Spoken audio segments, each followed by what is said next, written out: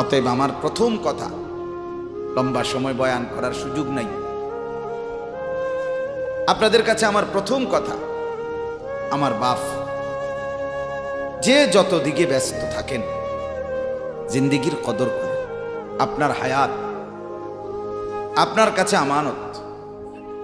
কোরআনুল কারীমের মধ্যে আল্লাহ তাআলা বলেন, ওয়াউরিদু আলা রাব্বিকা সাফফা। এই সূরা কাহাফের মধ্যে আমি যে এই সূরা থেকে পড়ছি, আল্লাহ বলেন তোমাদের প্রত্যেককে হাসরের ময়দানে লাইন ধরিয়ে একজন একজন করে আমি আল্লাহর সামনে এনে দাঁড় করানো হবে। একজন একজন আমি আল্লাহর মুখোমুখি পেশ করা হবে। লাকাদ জিতুমুনা কামা খালাকনাকুম আউয়ালা মাররা। আল্লাহ তাআলা তখন বলবে, বান্দা কি হলো, মনে কি পড়ে?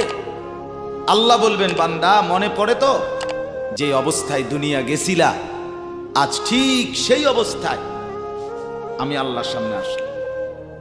দুনিয়া থেকে যেদিন দুনিয়ায় গেছিলা মায়ের পেট থেকে, সেদিন একাই গেছিলা, আজ ঠিক একাই কার কাছে ফিরলা? আমার সামনে। বাল জাআমতুম আল্লান নাজআলা লাকুম